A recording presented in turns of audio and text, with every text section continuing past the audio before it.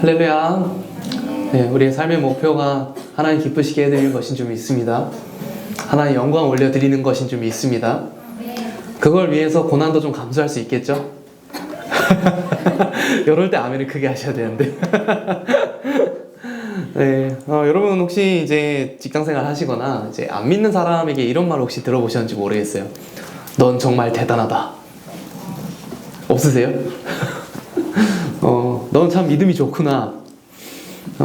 넌 독실한 크리스천이구나. 제가 이제 회사 생활을 한 번씩 이제 한 2번 정도 해봤었는데, 그때 이제 들었던 말이었어요. 그래서 제가 되게 독실한 줄 알고, 굉장히 하나님께 헌신된 아주 거룩한 사람이라고 생각을 하시더라고요. 그래서, 노, 절대 그렇지 않다. 아주 큰 오해를 하고 계십니다. 왜일까요? 그건 이제 그 감정이라고 생각을 하시는 거거든요. 우리가 복음에 대해서 반응을 해서 하나님 진짜 사랑하면 우리 마음이 움직이는 거지. 그것도 맞습니다만 동시에 하나님의 나라를 위해서 달려가는 것은 투자입니다. 아주 냉정하게 투자하는 거예요. 떡상할 수 있는 주식이 있는데 그거에 어느 정도 재산을 투자하는 것이 현명한 걸까요? 지혜로운 걸까요? 조금? 전 재산? 저는 제 주변에 있는 재산들까지 다 탕진할 거예요. 왜냐하면 확실하기 때문이에요. 믿음이라는 건 이런 것입니다. 믿음이라는 것은 막 감정이 동해서 막 기뻐서 하나님을 사랑해서 물론 그런 것도 있지만 아주 냉정하게 굉장히 판단하고 이성적으로 판단했을 때 떡상할 수 있는 주식에다가 삶을 다 꼬라박는 거예요. 당연한 거죠. 그게 있다면 남에게 알려주지 않잖아요. 이상한 사람입니다. 내가 사랑하는 사람이라면 더더욱 복음을 전할 수밖에 없게 되는 이유가 이거에 있습니다. 물론 그렇게 살면 고난받죠. 하지만 그 모든 것이 장차 우리에게 나타날 영광과 비교할 수 없는 점 있습니다. 우리 같이 한번 말씀 읽기 원합니다. 베드로전서 1장입니다. 베드로전서 1장 1절부터 13절입니다. 우리가 이제 베드로에 대해서 많이 살펴봤는데요. 이제 베드로의 인생의 말년, 이 사람이 어떤 사람으로 변화되었는가를 우리 같이 말씀을 통해서 보기로 원합니다. 교독하도록 하겠습니다. 제가 1절 먼저 읽겠습니다. 예수 그리스도의 사도 베드로는 본도, 갈라디아, 갑바도기아, 아시아와 비두니아에 흩어진 나그네 곧 하나님 아버지의 미리하심을 따라 성령의 거룩하게 하심으로 순종함과 예수 그리스도의 피뿌림을 얻기 위하여 택하심을 받은 자들에게 편지하노니 은혜와 평강이 너희에게 더욱 많을지어다. 우리 주 예수 그리스도의 아버지 하나님을 찬송하리로다. 그의 많으신 긍휼대로 예수 그리스도를 죽은 자 가운데서 부활하게 하심으로 말미암아 우리를 거듭나게 하사 산 소망이 있게 하시며 썩지 않고 더럽지 않고 쇠하지 아니하는 유업을 있게 하시나니 곧 너희를 위하여 하늘에 간직하신 것이라. 너희는 말세에 나타내기로 예비하신 구원을 얻기 위하여 믿음으로 말미암아 하나님의 능력으로 보호하심을 받았느니라. 그러므로 너희가 이제 여러 가지 시험으로 말미암아 잠깐 근심하게 되지 않을 수 없으나 오히려 크게 기뻐하느니라. 너희 믿음의 확실함은 불로 연단하여도 없어질 금보다 더 귀하여 예수 그리스도께서 나타나실 때에 칭찬과 영광과 존귀를 얻게 하실 것이니라. 예수를 너희가 보지 못하였으나 사랑하는 누가 이제도 보지 못하나 믿고 말할 수 없는 영광스러운 즐거움으로 기뻐하니 믿음의 결국 곧 영혼의 구원을 받음이라. 이 구원에 대하여는 너희에게 임할 은혜를 예언하던 선지자들이 연구하고 부지런히 생각했어. 자기 속에 계신 그리스도의 영이 그 받으실 고난과 후에 받으실 영광을 미리 증언하여 누구를 또는 어떠한 때를 지시하시는지 상고하니라. 이 섬긴 바가 자기를 위한 것이 아니고 너희를 위한 것이니 계시로 알게 되었으니 이것은 하늘로부터 보내신 성령을 힘입어 복음을 전하는 자들로 이제 너희에게 알린 것이요 천사들도 살펴보기를 원하는 것입니다. 13절 함께합니다. 그러므로 너희 마음의 허리를 동이고 근신하여 그리스도께서 나타나실 때에 너희에게 가져다 주실 은혜를 온전히 바랄지어다. 아멘. 성도의 삶은 고난과 영광 사이에 위치해 있습니다. 그죠? 예수님의 공성에도 그랬습니다. 고난과 부활의 그 사이 어딘가, 아직 임하지 않은 하나님의 나라, 그리고 이미 시작된 고난, 그 사이가 우리 성도의 삶입니다. 이 애매함 가운데 우리는 견디면서 살아가야 합니다. 그래서 그 구조 속에서 사실 우리가 기도할 때 하나님 응답해 주시는 경우도 많지만 인생을 전체적으로 봤을 때 대부분의 시간은 하나님이 침묵하시는 것 같은 때가 많습니다. 그래서 때로는 외롭고 때로는 어렵고 고난당하고 슬프고 하는 그 속에서도 하나님은 여전히 일하시고 살아계십니다. 우리 그리스도인을 통하여서 이 세상 가운데 소망의 빛을 비추신다는 거예요. 이 베드로에 대해서 우리가 많이 다뤘었는데 이 막바지 기록을 오늘 보았습니다. 이 당시 초대교회는 이제 굉장히 많은 핍박을 받고 있었어요.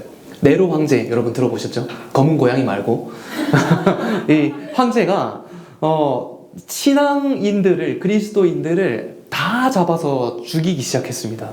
고문당하고 살해당하고 박해를 피해서 흩어진 상황이에요. 그래서 베드로전서의 수신자가 어느 동네에 있는 그리스도인들이 아니에요.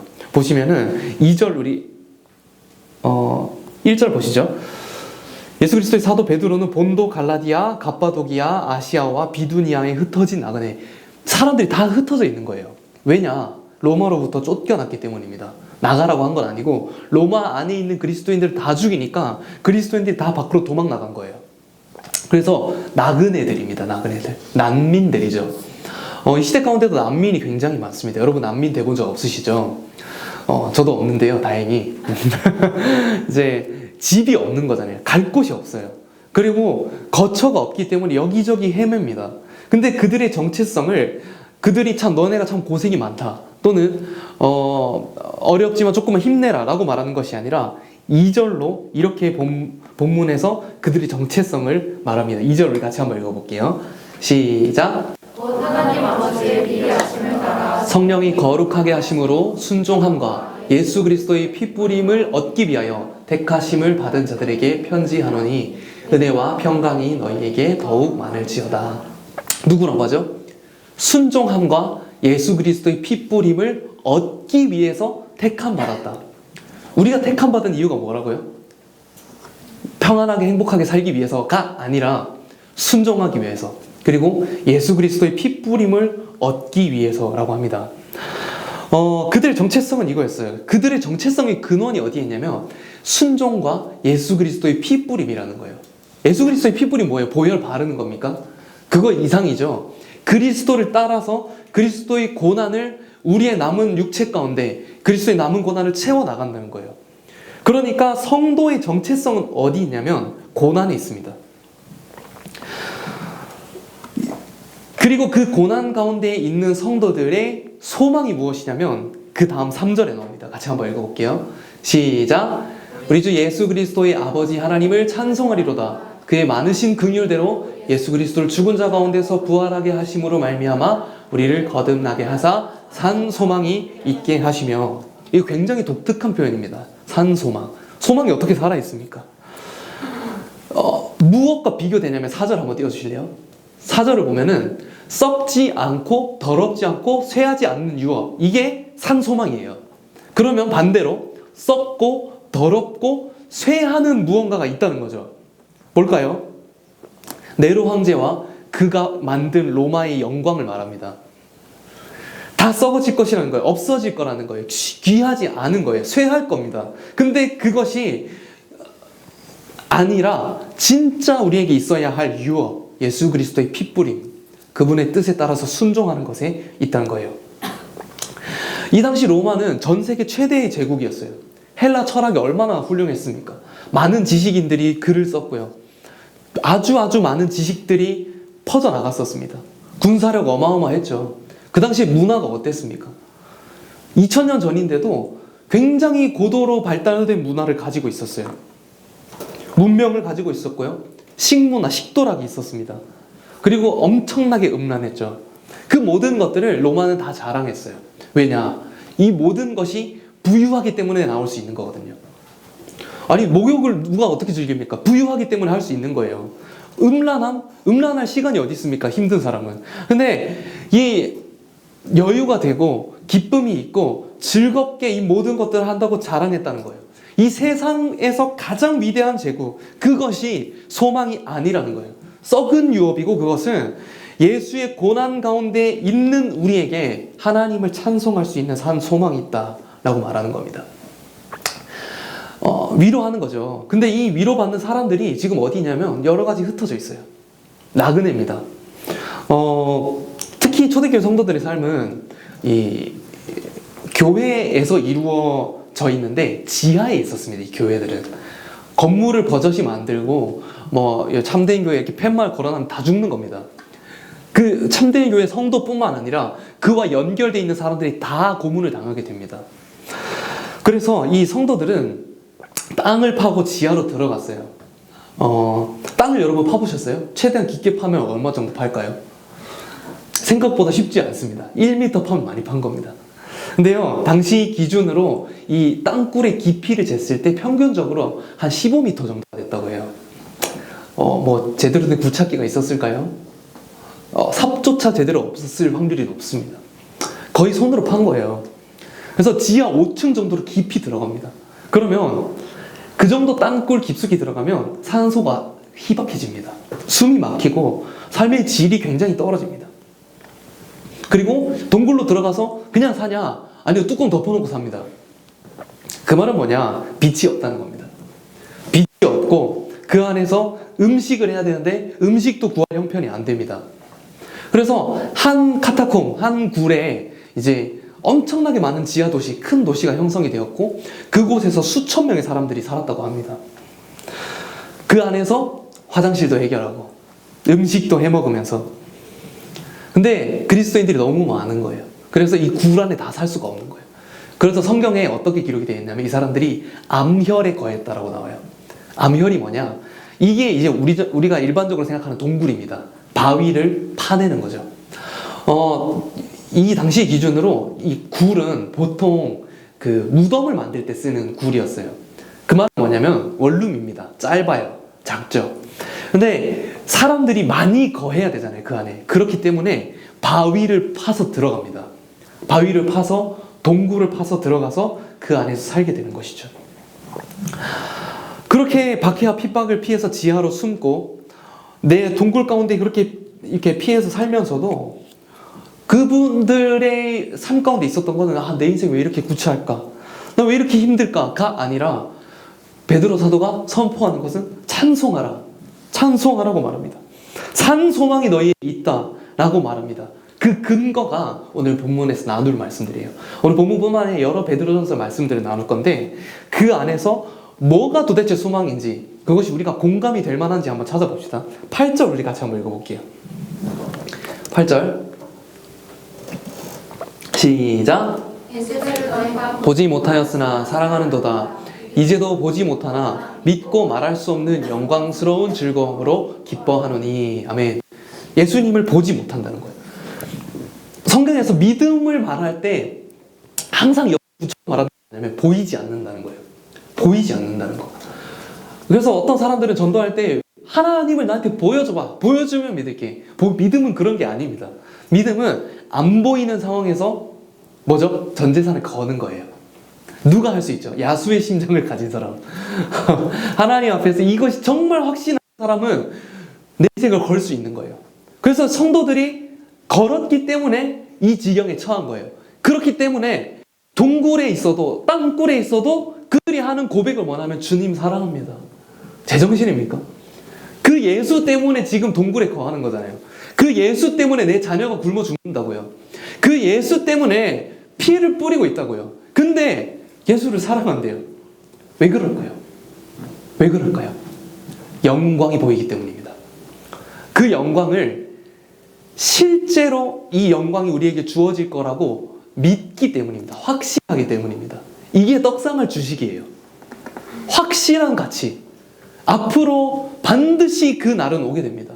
반드시 예수님 다시 오시고 우리의 모든 눈물을 씻기시고 우리가 영광스럽게 그 주님의 광채 가운데 들어가서 온 땅과 만물을 다스리게 될 그 날이 반드시 오게 되는데 그 나라에, 그 하나님의 나라에 투자한 거예요. 그러면 그 투자한 만큼 나에게 리스크가 발생합니다. 그게 고난이에요. 그러니까 그리스도인들이 난 고난을 받았어요 라고 할 때 일반 세상 사람들과 다른 고난은 뭐냐면 내가 자초하는 고난이에요. 그냥 가만히 있는데 병이 들고 가만히 있는데 뭐 다치고 이런 것도 물론 고난이겠지만 그리스도인에게 예수의 피를 뿌리는 그 고난은 내가 스스로 자초하는 일입니다. 땅굴을 파는 거예요. 굴에 들어가는 거예요. 왜 그런 짓을 할까요? 영광을 보기 때문이죠. 13절 우리 같이 한번 읽어볼게요. 시작. 그러므로 너희 마음에 허리를 동이고 근신하여 예수 그리스도께서 나타나실 때에 너희에게 가져다 주실 은혜 여전히 바랄지어다. 아멘. 지금 베드로는 찬송하라고 하잖아요. 근데 그 찬송을 누워가지고 하나님 너무 감사해요. 또는 이제 우리 뭐 많이 하는 거 있잖아요. 자연 가운데 소풍 같은 데 가가지고 주님의 높고 위대하심 너무 좋잖아요. 물론 이게 잘못된 건 아닙니다. 근데 그런 방면을 비추는 게 아니라 베드로는 허리를 동이고 근신하여 은혜를 바라보라고 말합니다. 왜냐? 하나님 나라에 투자하는 것은 그런 모습이라는 거예요. 하나님 나라에 투자하는 것은 나에게 주신 은혜가 참 감사해. 그 은혜가 내게 족하네. 이게 아니라 그 은혜를 받았기 때문에 증인으로 살아야 되잖아요. 근데 증인으로 사는 거 고난을 반드시 수반합니다. 그러면 망설이죠. 좀 그런데 나는 믿음의 분량이 좀 적은 게 아닌가? 좀 대단하신 분들만 하는 거 아닌가? 이런 식으로 이걸 갈라치기를 하는 거예요. 하나님의 나라는 허리를 동이고 근신하여 바라볼 때 우리에게 산소망으로 임하는 줄 믿습니다. 베드로서 3장 16절입니다. 같이 한번 읽어볼게요. 시작. 선한 양심을 가지라. 이는 그리스도 안에 있는 너희의 선행을 욕하는 자들로 비방하는 일에 부끄러움을 함이라. 아멘. 그리스도인들은 선행을 해야 됩니다. 근데 이 선행 가운데 반드시 그리스도인의 선행에 동반하는 것은 그 선행을 비방하는 자가 있다는 거예요. 그것이 그리스도인에게 마땅히 당해지는 고난입니다. 왜냐? 그리스도인의 선행은 나를 드러내는 선행이 아니기 때문입니다. 예수님 뒤에 다 가리길 원한다고 소망하는 마음으로 선행을 하는 거예요. 그리고 그 선행하는 가운데 믿음을 드릴 때 우리가 그 헌신한 만큼, 희생한 만큼 누가 알아주냐? 그렇지 않다는 거예요. 그래서 예수 그리스도께서 다시 오시는 날까지 우리의 삶 가운데는 이런 일들이 계속해서 일어난다는 거예요. 고난을 당하고 선한 양심을 가지고 선행을 하는데 그 이유에 따라서 이제 사람들이 나를 알아주지 않고 생각해주지 않고 기억해주지 않고 그때 이제 방금 읽었던 구절 15절인데요. 너희 마음에 그리스도를 주로 삼아 거룩하게 하고 너희 속에 있는 소망에 관한 이유를 묻는 자에게는 대답할 것을 항상 준비하되 온유와 두려움으로 하라 라고 되어 있습니다. 이 어떤 일이 일어난다는 거죠? 우리가 그냥 살면 그리스도인이 살잖아요. 그러면 누군가가 우리에게 너는 도대체 왜 소망이 있어? 라고 묻는다는 거예요. 넌 뭘 믿니? 그것이 그리스도의 삶 가운데 일어나게 되는 일이라는 거예요. 여러분에게 있는 소망의 이유를 묻는 자를 마지막으로 만난 게 언제세요? 만약 우리가 투자를 했는데 성공을 하고 재테크에 성공을 해서 수십억, 수백억의 재산을 모으고 인류의 기업에 취직하고 뭐 탈이 없어서 우리가 빵긋빵긋 웃고 있다면 누가 우리에게 소망의 이유에 대해서 물을까요? 아니죠. 배 아파하겠죠. 뻔한 일입니다. 소망의 이유를 묻는다는 것은 도저히 소망이 없어야 할 것 같은 상황인데 왜 넌 다르게 살지? 왜 너는 그 고난을 피하지 않지? 말 한마디, 그 삶의 태도 하나 바꾸면 그 모든 고난을 비껴갈 수 있는데 그걸 왜 감수하면서 사는 거지? 하고 묻는 겁니다. 성도의 삶은 고난의 종이 되신 예수님을 닮는 겁니다. 예수님이 왜 고난 당하셨어요? 예수님이 하나님이심을 드러내고 증언하셨기 때문입니다. 그럼 반대로 예수님이 이 땅 가운데 영광을 얻으시려면, 예수님이 이 땅 가운데 사람들에게 인정받고 칭찬받으려면 그 말만 안 하셨어도 됐어요. 예수님 좋은 랍비셨습니다. 성경을 밝히 알려주셨어요. 가르쳐주셨어요. 사람들이 그 지식에 대해서 놀랐습니다. 와, 대박. 근데 항상 그 마지막에 초를 치는 거예요. 근데 내가 하나님이다. 그것만 안 하시면 됐는데 굳이 그 고난을 자처하신 거예요. 우리도 마찬가지입니다. 이 세상 살면서요, 세상은 우리에게 아주 악독하게 대하지 않아요. 너 그리스도인이야, 죽었어, 이리 와, 칼 빼든다, 이렇게 하지 않아요. 이것만 하지 말라고 해요. 뭘까요? 복음 전하는 거. 여러분 주변에 안 믿는 친구들 생각해 보세요. 여러분이 크리스천인 거 때문에 이 사람들이 피해보는 게 있습니까? 없어요. 그러면 내 친구가 착한 크리스천인 거 아무도 나빠할 게 없어요. 다만 나한테 복음 전하지 마. 내 삶에 간섭하지 마. 너 잘 믿고 예수 잘 믿고 신앙생활 잘하고 뭐 그 나랑 상관없는 일이고 내 삶에 간섭하고 터치하지 말라는 것이 이 세상 풍조예요. 그것만 안 하면 고난 비껴갈 수 있습니다.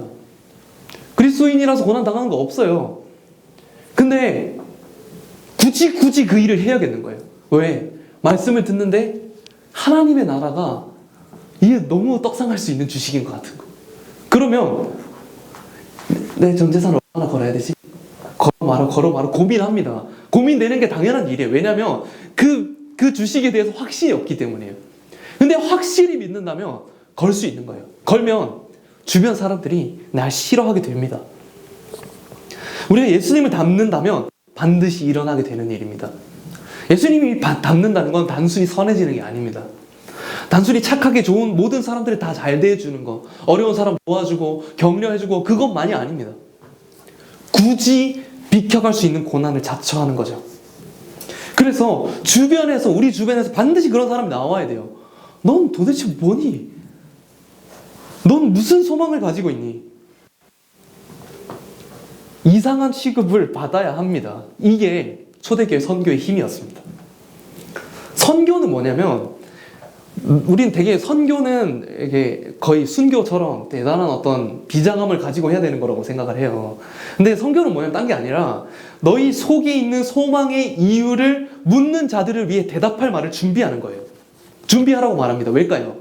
갑자기 툭 말하면 나오지가 않아요. 경험해 보시는 분들이 있을 거예요. 하나님 진짜 있어? 라고 했을 때 있긴 한데 내가 어떻게 설명할지 모르겠다. 이런 경험을 하게 되거든요. 준비가 안 된 거예요. 그래서 성도들은 대답할 말을 준비합니다. 그게 개인의 간증이기도 하고 사역리기도 하고 교리이기도 하고 여러 가지 이야기들로 복음을 말할 수 있겠죠. 그래서 초대교회 가운데 유명했던 말이 뭐냐면 늘 복음을 전하되 필요하면 말을 하라라고 했습니다. 이거 단순히 선행을 하는 게 아니고요. 지금 이들이 동굴에 거하는 것 자체가 선교라는 거예요. 왜일까요? 누가 봐도 이상하거든. 제정신이 아닌 사람들이 모여 있는 거예요. 그럼 그들이 그냥 개인적으로 고난받고 끝나냐? 아니에요. 가족까지 다 고난받습니다. 내 자식이 죽습니다. 근데 그걸 감수한다고요. 왜? 복음이 확실하기 때문입니다. 그 소망을 가지고 있기 때문에 주변에서 물어볼 수밖에 없는 거예요. 도대체 넌 어떤 삶을 사셨습니까? 사람들이 소망의 이유를 묻는 거, 어떤 삶을 살았을 때 그들이 소망의 이유를 물을까요? 17절 우리 같이 읽겠습니다. 베드로전서 3장 17절 아까 읽었던 말씀 뒷구절이에요. 선을 행함으로 고난받는 것이 하나님의 뜻일진데 악을 행함으로 고난받는 것보다 나으니라. 악을 행하면서도 고난 당할 수 있어요. 근데 그거는 자기가 선택하는 고난이 아니에요. 그냥 주어지는 거예요. 모든 사람은 다 고난 받습니다. 근데 그리스도인은 선을 행함으로 고난을 적극적으로 취한다는 겁니다. 그게 뭐라고 나와 있죠? 하나님의 뜻이랍니다. 하나님의 뜻은 명확합니다. 고난받는 거예요. 자꾸 다른 뜻이 뭐냐고 묻지 마세요. 고난받는 거예요. 고난받는 것이 주님의 뜻입니다. 그러면 그 고난을 제발 내가 고난을 비껴나가게 해주세요 라고 앉아서 가만히 기다리는 것이 아니라 하나님, 내가 하나님 나라를 위해서 이거 투자하고 싶어요. 내 인생 드리고 싶어요. 그러면 내 인생 드릴 때 하나님의 뜻이 이루어지도록 나에게 고난을 허락해 주십시오 라고 기도해야 되는 거예요. 베드로전서 4장 19절입니다. 같이 한번 읽어볼게요. 시작. 그러므로 하나님의 뜻대로 고난을 받는 자들은 또한 선을 행하는 가운데 그 영혼을 미쁘신 창조주께 의탁할지어다. 아멘. 선을 행하는 가운데 고난 받으면서 영혼을 미쁘신 창조주 우리 하나님께 드리라는 거예요. 여기서 구체적으로 뭘 행동하라는 게 있나요? 없어요. 예수님의 방식입니다. 예수님의 방식은 아무것도 하지 않는 거예요. 근데 그것이 그냥 가만히 앉아서 게으르게 산다 그런 개념이 아니라 내가 하나님께 영광 올려드리기 위해서 뭘 해야 되냐? 해야 되는 건 딱 하나입니다. 고난당하는 거. 선을 행하면서 고난당하는 거예요. 근데 그 선이 무엇이냐? 세상이 말하는 선이 아니에요. 세상이 말하는 대로 뭐 이제 막 야근 수당 안 주는데 야근해주고 그런 정도의 선이 아니라 진짜 선은 하나님께 그 하나님의 나라를 우리가 위탁받았잖아요. 그 하나님의 나라를 전해주는 거예요. 그래서 예수를 모르는 자들에게는 예수를 알려줘야 되고 죄를 짓고 있는 자들에게 그게 죄인지 알려줘야 돼요. 세상에는 이게 찬물 끼얹는 자거든요. 이해받지 못합니다. 그럼 고난당하죠. 그게 하나님 뜻이라고요. 요즘 시대는요, 그리스도인들에게 너 교회 다니지 마 절대 안 합니다. 그죠? 종교의 자유가 있잖아요. 다 신앙생활 그냥 적당히 잘 하라고, 아무도 안 말린다고, 개인을 존중한다고 말합니다. 근데 단 하나, 우리한테 간섭하지 말래요. 이것이 그리스도인답게 살지 못하게 하는 사탄의 공격이라는 거예요. 그래서 기독교가 굉장히 젠틀해졌어요. 교양이 있어졌어요. 이 동굴에 살면서 막 그 어두운 데서 밥 해먹고 그 사람들이 어떻게 교양이 있습니까? 그럴 수 없는 거예요. 도살장에 끌려가는 어린 양처럼 고난 가운데 있지만 되갚지 않고 하나님께 자기를 의탁하라. 그러면 묻습니다. 물을 수밖에 없어요. 넌 도대체 뭐냐? 소망의 이유가 뭐냐? 여기서 포인트는 그래서 선행이 아니라 고난입니다. 성도의 아름다운 삶과 하나님께 영광 올려드리는 고백이 가능할 수 있는 이유는 고난이 있습니다. 왜냐? 우리의 고난에 대한 반응이 소망의 이유가 되기 때문입니다. 베드로전서 4장 1절 우리 같이 한번 읽어보겠습니다. 시작. 그리스도께서 이미 육체의 고난을 받으셨으니 너희도 같은 마음으로 벗으리오라. 이는 육체의 고난을 받은 자는 죄를 그쳤음이니. 우리가 혹시라도 난 마음의 고난을 받고 있어요 라고 말할까봐 정확하게 말합니다. 육체의 고난이라고요. 억울하게 많은 일을 해야 되고 경제적으로 불이익을 당해서 고통스럽고 재물이 없어서 자녀를 굶겨야 되고 그런 일들이 그리스도인에게는 일어나는 거예요. 그리고 그 연장선으로 예수 그리스도께서 이미 육체의 고난을 받으셨다. 그러므로 너희도 같은 마음으로 갑옷을 입으라 라고 말합니다. 고난은 갑옷입니다. 갑옷은 적의 공격을 막는 방어구예요. 그리스도의 고난을 마음에 품는 것, 실제로 그 고난을 육체 가운데 담아내는 것은 죄로부터 공격을 막아줍니다. 그래서 여러분 죄 끊어내야 된다 이런 생각 하잖아요. 근데 어떻게 하면 죄를 끊어내냐? 십자가를 바라보고 따라갈 때 이 일이 일어납니다. 왜냐하면 십자가를 보고 따라간다는 것은 반드시 우리에게 고난을 수감합니다. 그러면 육체 가운데 고난이 쌓이잖아요. 그러면 죄 지을 시간이 없어요. 죄 지을 에너지가 없습니다. 죄 지을 틈이 없어요. 언제 죄를 짓습니까? 부유하고 게을러질 때, 아무 일 없을 때, 평안하다고 말할 때, 고난 가운데 있을 때는 죄로부터 멀어집니다. 왜냐? 이것을 갑옷이라고 말하는 거예요. 마음에 갑옷이 생기기 때문에. 그리고 그뿐 아니라 고난은 남은 육체의 때, 우리가 앞으로 많은 인생길 가운데 많은 그 육체의 때를 하나님의 뜻을 따라서 살게 하는 원동력이 된다는 거예요. 왜냐하면 그리스도의 복음은 고난의 복음이기 때문에 입술로 고백하는 복음으로 끝나는 게 아니라 우리의 몸이 기억하는 복음이 되어야 한다는 거죠. 다시, 복음은 입술로 고백할 뿐 아니라 몸으로 기억해야 합니다. 복음을 만나면 우리가 세계관이 바뀌어요. 가치관이 바뀝니다. 세상을 바라보는 관점이 바뀌어요. 그러면 어떻게 되냐? 정상적인 사람과는 다른 선택을 하게 됩니다.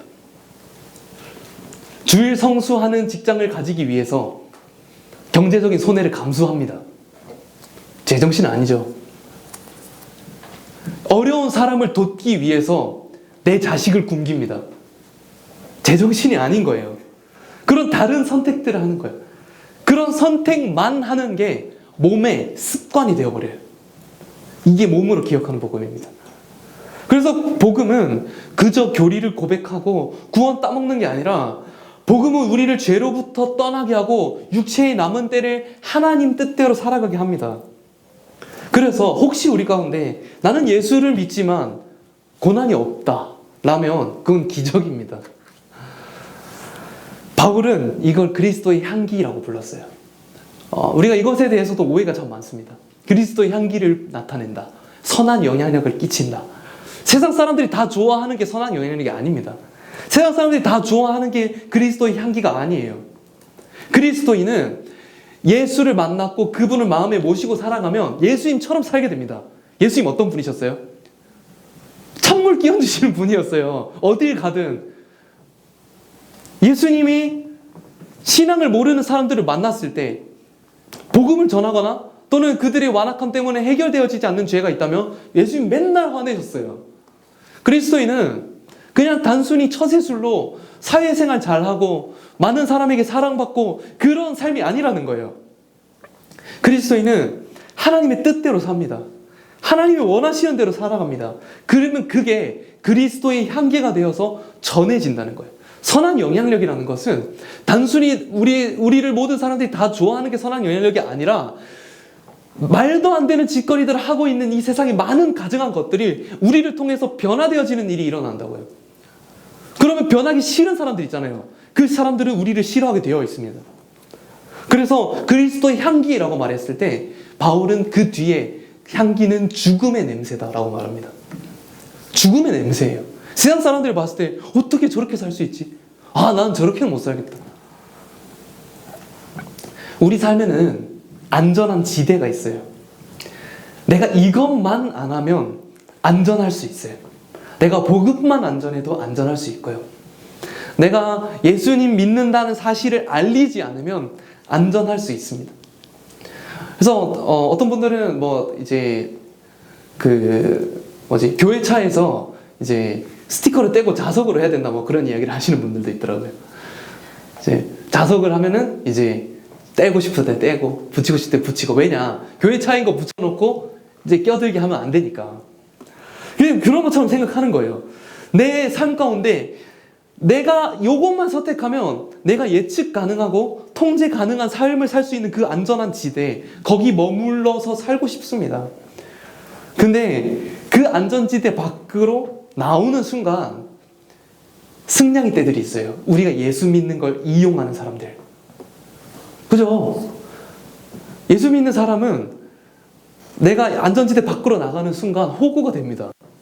나의 모든 자존심을 다 뺏겨요. 경제적으로 고난 당합니다. 근데 그것을 감수해야 될 일은 예수님이 그렇게 사셨기 때문입니다. 요한복음 15장 18절부터 20절입니다. 교독할게요. 세상이 너희를 미워하며 너희보다 먼저 나를 미워한 줄 알라. 너희가 세상에 속하였으면 세상이 자기의 것을 사랑할 것이나 너희는 세상에 속한 자가 아니요 도리어 내가 너희를 세상에서 택하였기 때문에 세상이 너희를 미워하느니라. 함께 읽겠습니다. 내가 너희에게 종이 주인보다 더 크지 못하다 한 말을 기억하라. 사람들이 나를 박해하였은즉 너희도 박해할 것이요 내 말을 지켰은즉 너희 말도 지킬 것이니라. 아멘. 박해할 것이요 라고 말합니다. 사실이죠. 그냥 반드시 그렇게 됩니다. 그 말은 우리가 고난을 취하지 않는다면 여기에 있는 너희에게 속하지 못하게 된다는 거예요. 제자가 아니라는 겁니다. 그래서 예수님이 우리에게 명령하신 것은 너희는 모든 민족으로 예수를 믿게 해? 아니요. 제자 삼으라고 말합니다. 제자는요, 예수님이 사신 것처럼 삽니다. 그러면 우리가 세상에 속한 세상의 제자였으면 세상의 사랑을 받습니다. 세계관이 같기 때문에 그러죠. 근데 우리가 근본적으로 세상에 속하지 않았기 때문에 초대교회 성도들처럼 나그네이기 때문에 예수를 미워하는 세상은 그분을 따라하는 우리를 미워하게 되어 있다는 거예요. 그래서 바울이 말합니다. 무릇 경건하게 살고자 하는 자는 박해를 받으리라. 이걸 인정해야 돼요. 십자가의 도는 멸망하는 자들에게 미련한 겁니다. 와, 진짜 미련하다. 진짜 인생을 망치는 이 FM을 보여주네. 이런 식으로 생각합니다. 하나님을 없는 자들은 그렇게 보여야 됩니다. 근데 그 없는 자들을 택하셔서 있는 자들을 부끄럽게 하시는 하나님의 영광이 초대교회 공동체 가운데 있었다는 거예요. 그래서 초대교회 당시에는 자기소개를 하잖아요. 우리 자기소개하면 뭐예요, 보통? 요즘 MBTI 맨날 말하잖아요. 지겨워 죽겠어요. 전 발 사이즈가 270이에요 이런 거 얘기 안 하잖아요. 보통 이제 문화가 있어요, 자기소개에서는. 그래서 뭐 학교를 말하기도 하고 직장을 말하기도 하고 나이를 말하기도 하고 뭐 여러 가지 말하죠. 근데 당시는 이제 자기소개할 때 문화가 뭐였냐면 내가 믿는 신에 대한 소개를 했어요. 전도를 안 할래 안 할 수가 없는 거죠. 그래서 처음 뵙겠습니다. 반갑습니다. 혹시 자기소개를 좀 해주실 수 있을까요? 전 이혜성이고요. 저는 군인입니다. 그리고 전쟁의 신 마르스를 섬깁니다. 그래요? 마르스의 신전은 어디 있어요? 마르스는 저기 광장에 있어요. 당신은 누구세요? 저는 상인이고요. 바다의 신 포세이돈을 믿습니다.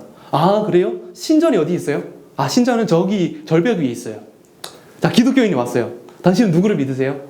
저는 예수를 섬깁니다. 못 들어봤는데요? 어떤 신입니까? 예수라는 신은요, 십자가에서 죽었습니다. 십자가에서 죽으면 반역죄잖아요. 그럴 수 있지. 그 신전은 어딘데요? 없어요. 저희 집에서 모여요. 느낌이 오십니까? 너무 다른 거예요, 이 세상의 신이랑. 그리고 그 예수를 주라고 불렀어요. 주님이라고 불렀어요. 이 주라는 표현은 당시 황제에게만 붙일 수 있는 표현이었어요. 그래서 이제 도시에서 도시로 이동을 하잖아요. 톨게이트가 있잖아요. 근데 비슷한 게 있었어요. 들어가면서 시저는 주시다 라고 하고 들어가야 됐어요. 그게 이제 하이패스 카드 찍는 거랑 비슷하다고 생각하시면 돼요. 들어가는데 그리스도인들이 거기 지나갈 때마다 목숨 걸고 예수가 주인이다 라고 말하고 지나가는 거예요. 그러면 그 자리에서 바로 붙잡힙니다. 그리고 다른 예수님 믿는 사람들 뱉으라고 고문당하죠. 그러면 그들이 한 걸음 한 걸음 옮기는 것들이 내가 예수를 믿는다고 고백하는 것 자체가 생명을 건 리스크를 감당해야 되는 일입니다. 세상 사람들 봤을 땐 이해가 안 되는 거예요. 예수 믿는 거 뭐 그렇다 쳐요. 근데 굳이 관문 지나다니면서 그 얘기를 해야 되냐고요. 그냥 예수가 주인이라고 말을 안 하고 신자가 주인이라고 해도 되잖아요. 사랑의 하나님이라며. 그러면 그렇게 한다고 지옥 보내겠어요? 안 하겠죠. 근데 굳이 그리스도인들이 한다고요. 그거 그렇다 치자. 그러면 아무 말 안 하고 전 무건 수행 중입니다 하고 지나가도 되잖아요. 근데 굳이 그 말을 하고 지나간다고요. 기독교는 불법 종교였습니다. 내가 예수를 믿는다라는 건 잠재적인 사형수가 되는 거였습니다. 초대교회는 성찬식을 우리 지금 시대보다 훨씬 자주 했어요. 거의 매일 또는 모일 때마다 했습니다. 왜일까요? 성찬식은 예수 그리스도의 피가 담긴 잔을 마시는 거예요. 그 말은 뭐냐면 예수 그리스도의 피가 우리의 피에 섞여 있다는 거예요. 그러면 예수님 피가 흘려졌잖아요. 그러면 우리의 피도 흘려져야 되는 거예요. 내가 예수를 위해서 피 흘릴 수 있다는 고백 없이는 신앙을 지키는 것 자체가 불가능했습니다. 우리처럼 막 포도주 마시고 달달하네, 취한 거 아니야? 뭐 이런 생각하는 게 아니라 이거 먹고 나도 피 흘릴 수 있다라고 생각하는 거예요. 이게 이 세상을 놀라게 만든 소망의 이유였어요. 상식적으로 이렇게 예수 믿기 어려운 환경이라면 몇 년 안 돼서 교회는 사라져야 정상입니다. 그죠? 누가 예수 믿는 기준을 여러분에게 말해드리겠습니다. 다 손을 잘라야 됩니다. 이러면 아무도 안 믿을 거 아니에요. 근데 이런 상황에서 계속해서 교회는 성장했어요. 10년에 40% 성장했다고 합니다. 동굴과 땅굴에 살면서 40%씩 성장한 거예요. 여러분, 한국 교회는 왜 부흥이 안 될까요? 왜 쇠퇴한다고 말할까요? 저는 이거라고 생각합니다. 고난을 하나도 인내하지 않기 때문에. 좋은 프로그램이 없어서가 아니라, 좋은 시스템이 없어서가 아니라, 좋은 말씀 전해주는 목회자가 없어서가 아니라, 그 말씀 따라서 실제로 살아가는 영역들이 이 삶과 구분이 되어져 있기 때문이라고 생각합니다. 주일에 예배 드리죠. 다 거룩해요. 근데 삶에 나갔을 때 안전지대 밖으로 안 나가는 거예요. 그러면서 예수 그리스도를 믿는 사람과 믿지 않는 사람이 삶에서 당하는 고난이 다 똑같답니다. 그러면서 세상 사람들도 인생은 힘들어. 그리스도는 똑같이 말합니다. 인생은 힘들어. 다른 게 없는 거예요. 거룩함이 없는 성도. 그것 때문에 저는 살아나지 않는다고 생각해요. 불신자가 봤을 때도 그리스도인의 삶이 하나도 재미없습니다. 나랑 똑같거든. 근데 로마에서는요, 이런 문화가 있었다고 해요. 여자아이가 태어나면 버리는 문화가 있었대요. 이 쓰레기 같은 문화죠. 여자아이를, 그러니까 남아를 선호했던 거예요. 그래서 여자아이가 태어나면은 이제 자기 집 쓰레기통에 버립니다. 그러면 당시에는 이제 쓰레기 처리 문화가 잘 돼 있었거든요. 그래서 이 쓰레기통에 있는 여자아이를 살아있는 상태 그대로 쓰레기장으로 이렇게 모읍니다. 그러면 그리스도인들이 뭘 했냐면은 그 쓰레기장에 쓰레기를 다 뒤지는 거예요. 그래서 어린 아이들을 다 찾아냅니다. 그리고 주워서 딸로 기르는 거예요. 예수 그리스도의 보혈은 이 더러운 삶의 얼룩을 지워내고 반드시 변화된 삶과 선교적인 반응을 이끌어냅니다. 주님의 뜻을 따라서 살려고 몸부림치는 거예요. 그래서 그리스도인들의 가정을 보면 딸만 많아요. 아들은 1명인데 딸이 막 8명, 10명 막 이래. 그리스도인의 가정이에요. 이런 미친 사람들이 모인 공동체가 교회였어요. 2세기, 3세기 전염병이 창궐했습니다. 거의 흑사병 수준이었어요. 로마 인구의 20%가 죽었습니다. 그래서 당시 사람들은, 우리 코로나 때 기억나세요? 격리했잖아요. 근데 그거보다 훨씬 더 사람들이 많이 죽는 질병이었어요. 그럼 어떻게 했을까요? 가족도 버립니다. 내가 살기 위해서. 그래서 어떤 도시에 전염병이 가득하다라고 하면 그 도시에서 안 걸린 사람은 걸린 가족들을 내버려 두고 나오는 경우들이 많았어요. 근데 사람들이 이렇게 나오고 있잖아요. 도시 밖으로 나오고 있는데 도시 안으로 들어가는 사람들이 있는 거예요. 동굴에 살던 사람들. 뭐 빈집털이 하려고 가는 거 아니겠죠. 그래서 찾으러 가는 거예요. 그리고 이 병에 걸린 사람들을 돕는 거예요. 그래서 귀족과 황족들은 도시를 나와서 성으로 피난을 갔는데 오히려 이 성으로 안으로 들어간 사람들, 그리스도인들. 그래서 사람들이 말리죠. 혹시 모르고 가는 걸까 봐. 저기는 전염병이 가득한 곳이야. 알아요. 당신들이 버리고 간 그 병든 가족 우리가 다 돌보겠다. 그러면 이제 항체가 있나 뭐 이렇게 생각하겠죠. 너희는 죽음이 두렵지 않니? 예수께서 이르시되 나는 부활이요 생명이니 나를 믿는 자는 죽어도 살겠고 살아서 나를 믿는 자는 영원히 죽지 아니하리라. 우리의 영생은 이미 시작됐어요. 영생은 죽어서 시작되는 게 아니라 이미 내 속에서 영생이 살아있고 그 살아서 나를 믿는 자는 영원히 죽지 않는다는 그 약속대로 우리는 죽음을 통해서 빼앗길 게 없습니다. 그들에게 있어서 부활은 그냥 안심하게 되는 그런 어떤 위안 정도가 아니었습니다. 삶의 새 판을 짜게 되는 기반이었어요. 죽음을 두려워하지 않고 사람을 살리겠다고 뛰어드는 사람들. 이 믿음을 두고 히브리서는 이런 사람은 세상이 감당하지 못한다라고 말합니다. 그 거룩한 물결을 어떻게 감당하겠습니까? 그래서 그 당시 로마 행정 기록을 보면은 기독교인이 많았던 행정구역들만 전염병으로부터 살아남습니다. 세상과 가는 길이 완전히 다른 거예요. 로마는 이런 문화가 또 있었다고 해요. 불을 착복하기 위해서 불이한 방법을 사용했습니다.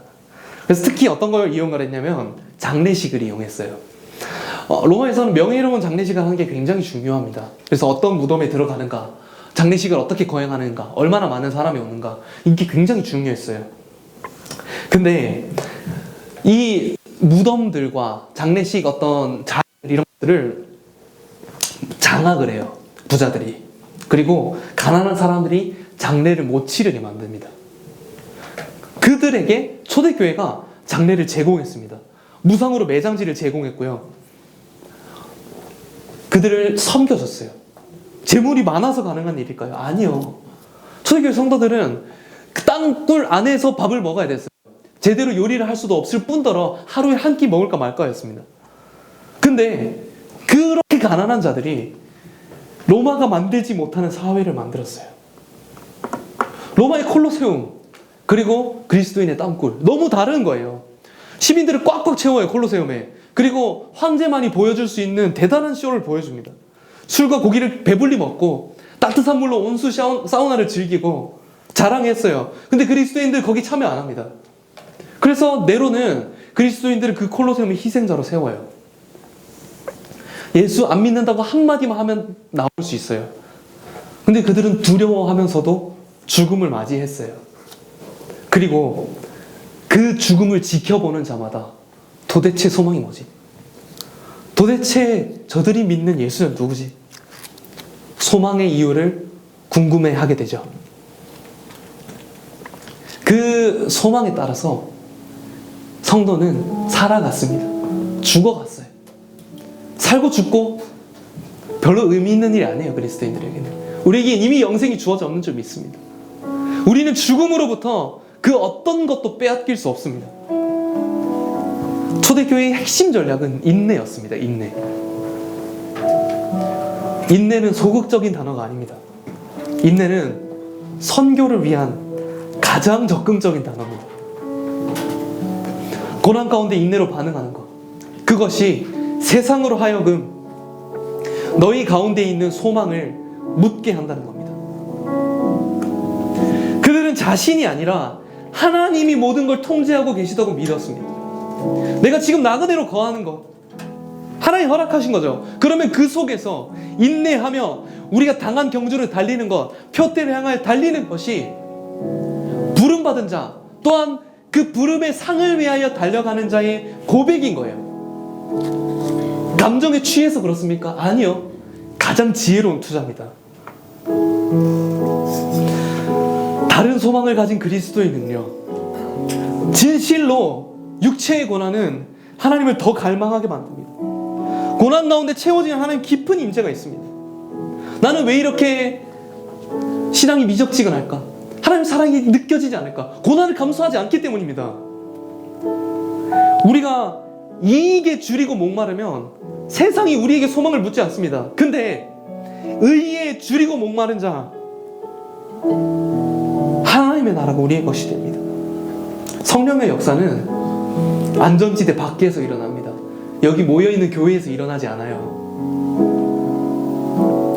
우리 같이 모여서 기도하고 말씀 읽고 셀모임 하는 거, 물론 그것도 귀찮을 수 있죠. 하지만 이것은 우리에게 안전지대예요. 내가 예수 믿는 것 때문에 아무 핍박도 안 받습니다. 오히려 안 믿으면 핍박당했으면 했지. 근데 세상에서, 우리 사회에서 한 발자국 우리 안전지대 벗어나잖아요. 복음과 함께 고난을 받습니다. 그게 하나님 뜻이에요. 그 고상하게 머물 수 있는 안전지대를 여러분 반발자국만 벗어나 보십시오. 거기에 고난이 있거든요. 근데 그걸 인내로 견뎌보시길 바랍니다. 사람들이 묻게 될 거예요. 넌 도대체 뭐냐?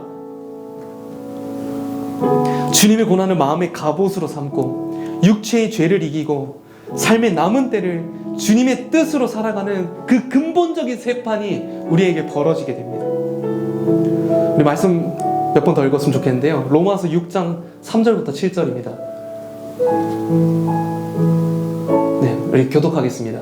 무릇 그리스도 예수와 합하여 세례를 받은 우리는 그의 죽으심과 합하여 세례를 받는 줄 알지 못하느냐?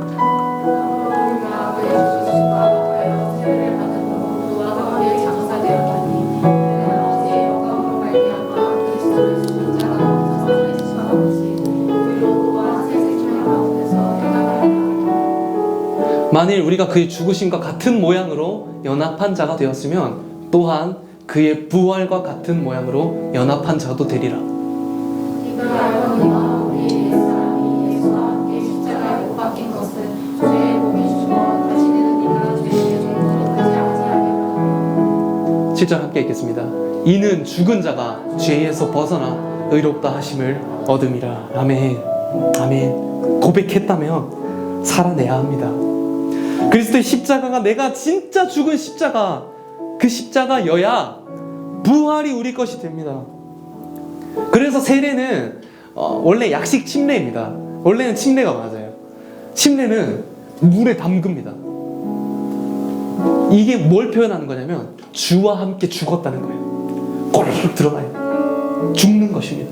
그리고 물에서 나와요. 주와 함께 사는 것입니다. 예수님과 연합한다는 것, 주님이 나와 함께 하십니다.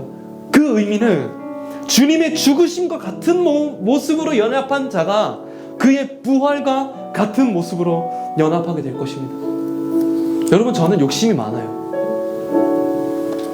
저는 그렇게 깨끗하고 막 청빈한 삶을 살고 싶지 않아요. 저는 가장 좋은 것을 얻고 싶고 가장 성공하고 싶어요. 그런 제가 아주 냉정하게 판단한 게 뭐냐면은, 하나님의 영원한 선교에 내 삶을 들여서 전제와 같이 불태워 드려지는 것이 가장 지혜로운 투자라고 판단했어요. 우리는 몸으로 복음을 기억해야 합니다. 마지막으로 말씀 하나만 더 읽을게요. 빌립보서 3장 7절에 11절입니다. 교독하겠습니다. 그러나 무엇이든지 내게 유익하던 것을 내가 그리스도를 위하여 다 해로 여길 뿐더러 모든 것을 내 주 그리스도의 가장 감사하게 되고 내가 그를 위하여 모든 것을 잃어버리고 내 삶을 여기는 그리스도를 그 안에서 발견되려 함이니 내가 가진 의는 율법에서 난 것이 아니오 오직 그리스도의 믿음으로 말미암은 것이니 믿음으로 하나님께로부터 난 의라. 내가 그리스도와 그 부활을 얻는 것 하나님의 사랑을 알고자 하여 그의 죽으심을 구하라. 함께 읽겠습니다. 어떻게 해서든지 죽은 자 가운데서 부활에 이르려 하노니. 아멘. 내가 그리스도 안에서 발견된다는 게 무슨 말입니까? 발견된다. 이해하실 수 있겠습니까? 죽으심을 본받은 상태로 있게 되는 거예요. 대단한 일을 하는 게 아닙니다. 어떤 능력을 나타내는 거예요. 선지자 노릇을 하는 게 아니에요. 가만히 있는데 우리의 몸에 예수 그리스도의 죽으심이 본받아진다는 거예요. 예수께서 고난당하심으로 우리의 죄가 주님께 전가되었고 주님의 의가 우리에게 전가됐다는 그 아름다운 교리. 근데 이거 지적 동의로 끝내기에 너무 아까운 무거운 교리예요. 십자가의 죽음이 내가 죽은 십자가라는 고백이 필요해요. 그리고 이 이후의 삶은 나는 죽은 자입니다. 세상과 다른 삶이에요. 세상과 다른 삶. 도대체 그 소망의 이유가 뭐냐? 너는 무슨 재미로 사니? 너는 게임도 안 하니? 게임이 죄는 아니잖아. 누가 물어볼 때 난 죽은 자예요. 내게 있는 소망은, 내 가운데 살아있는 소망은, 내가 찬송할 수 있는 유일한 소망은 예수와 하나님 나라. 그 하나님 나라를 이어받은 그 유업, 썩지도 않고 새하지도 않는 그 영원한 유업이 내 거기 때문에 나는 그 나라에 투자하기로 결정했어요. 어느 정도 투자하냐는 그걸 얼마나 믿고 있느냐를 반증합니다. 소망의 이유를 묻는 자를 위해 할 말을 준비하라 라고 하신 주님 앞에 우리가 이 시간 말씀 앞에 좀 섰으면 좋겠습니다. 같이 한번 자리에 좀 일어나실까요? 주님, 그렇습니다. 이 시간 그 감정이 막 동하지 않아도 괜찮아요. 하나님의 나라는 지적으로 동의하는 자들의 것이 아니라 믿음으로 행하는 자들의 것입니다. 하나님, 우리가 주님의 다스림을 받기를 원해요. 내 삶의 모든 것들이 내 뜻대로 되는 것이 아무것도 없다면 그것이야말로 다행입니다. 나는 죽었으니까요. 나는 하나님의 것이니까요.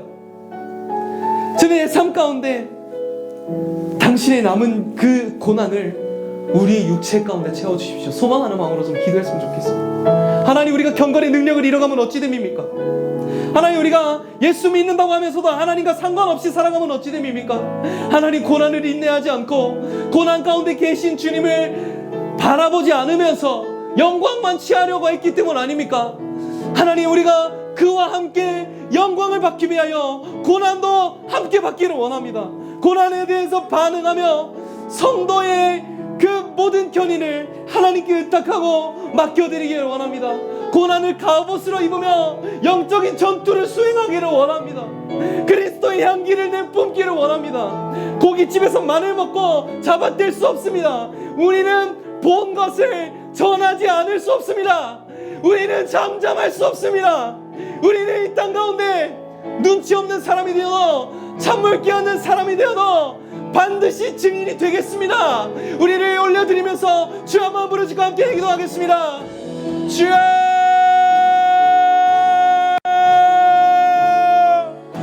하나님, 자들의 고백을 받아주시옵소서. 하나님, 오늘 우리의 삶 가운데 말씀하여 주실 때 주님의 발걸음을 옮기길 원합니다.